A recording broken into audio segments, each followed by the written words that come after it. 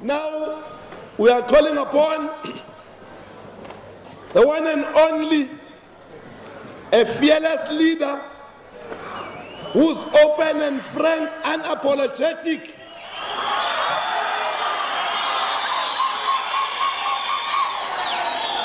He always reminds us, one of the writers, tell no lies, claim no easy victories.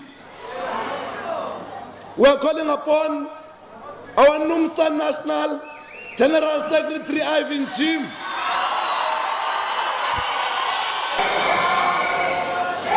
Viva Numsa, viva! Qina Numsa, qina! And sincere, deepest condolences. As a union,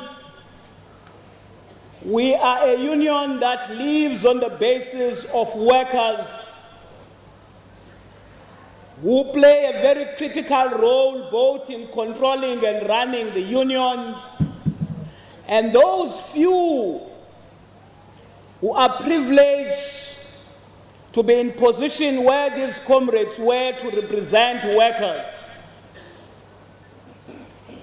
They are always taught, they are always explained to them by the organization as a fundamental protocol and an induction that in Numsa, starting from a shop steward to myself,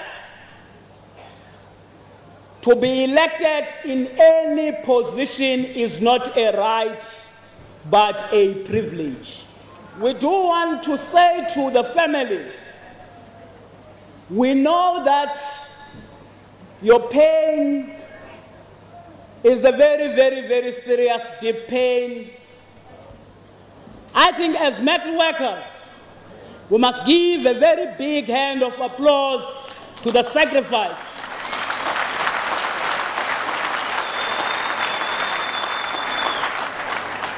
The only best way of emulating these comrades is to build a very strong metal workers.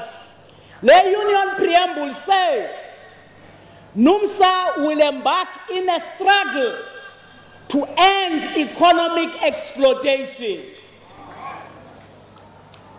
And it says this can only happen under the leadership of the working class.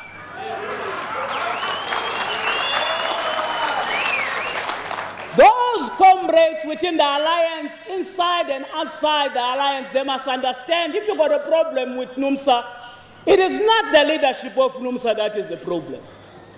It is a preamble of the union because it says, from each according to its need, to each according to its ability. That means, comrades, to satisfy your needs in the vision of Numsa, it's not about how tall and how you short. We're fighting for a society where there shall be no exploitation. In that struggle, Numsa have made everybody to understand one thing. that the contradiction between labor and capital in this country and in the world is a fundamental contradiction. That contradiction cannot be resolved by a prayer. That contradiction can only be resolved by a revolution. If a union does not stand up and fight to defend existing jobs and fight to increase jobs, that union is dead. The working class must organize itself as a class for itself. And it is South Africa now. There are service delivery protests almost every day. Our people are leaderless. There's nobody who take up their own campaigns. But we must explore the formation of a movement for socialism. Ungabulawa na nini kwaye uchaba look within the firing line. For what? For purely saying, now is the time to make sure that the working class must benefit in this decade. Because 2 decades past benefited capital and white population in this country. This is the context under which we lose this comrade. We're requesting armed police. We're in a democratic dispensation here. There is not a single person who's got a duty to kill. If you want to test us, you are in trouble.